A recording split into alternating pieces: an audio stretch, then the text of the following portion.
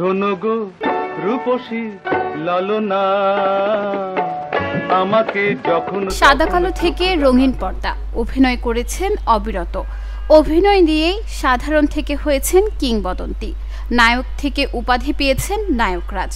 বলছি নায়করাজ রাজ্জাকের কথা।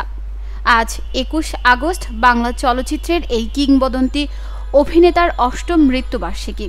কখনো নীল আকাশের নিচে হেরেছেন রোমান্টিক নায়ক হিসেবে, কখনো হাজির হয়েছেন পিতার বেশে, আবার কখনো হয়েছেন সংগ্রামী যোদ্ধা।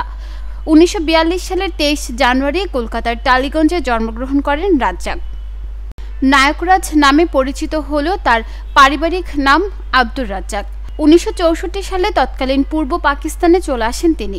রাজ্জাকের চলচ্চিত্রে অভিষেক ঘটে ১৩ নম্বর ফেকু ওস্তাগার লেন সিনেমায় অভিনয়ের মধ্য দিয়ে। নায়ক হিসেবে তার আত্মপ্রকাশ হয় জহির রায়হানের বেহুলা চলচ্চিত্রে সুচন্দার বিপরীতে।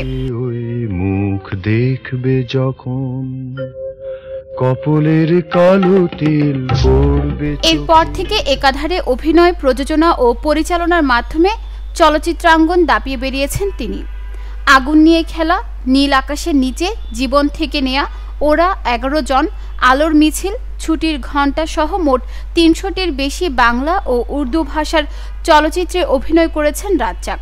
১৯৯০ সাল পর্যন্ত বেশ দাপটের সঙ্গে ঢালিউডে সেরা নায়ক হয়ে অভিনয় করেন তিনি। পরিচালক হিসেবে রাজ্জাকের ঝুলিতে রয়েছে ১৬টি চলচ্চিত্র। তিনি গড়ে তোলেন রাজলক্ষ্মী প্রোডাকশন হাউস। প্রযোজক হিসেবে তার যাত্রা শুরু হয় রংবাজ সিনেমার মাধ্যমে।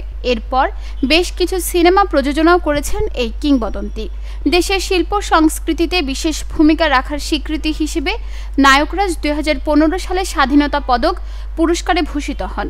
শ্রেষ্ঠ অভিনেতার জন্য জাতীয় চলচ্চিত্র পুরস্কার লাভ করেন মোট ৫ বার। জাতীয় চলচ্চিত্র পুরস্কারে আজীবন সম্মাননা পুরস্কার পান ২০১৩ সালে। এছাড়া বাদশাহ পুরস্কার, মেরিল প্রথম আলো পুরস্কার সহ অসংখ্য সম্মাননা পেয়েছেন তিনি। ২০১৭ সালের এই দিনে সবাইকে শোকের সাগরে ভাসিয়ে ৭৫ বছর বয়সে পৃথিবীর মায়া ছেড়ে চলে যান ঢাকায় চলচ্চিত্রের এ অবিসংবাদিত রাজা। প্রয়াণ দিবসে চট্টগ্রাম সময়ের পক্ষ থেকে রইল বিনম্র শ্রদ্ধা।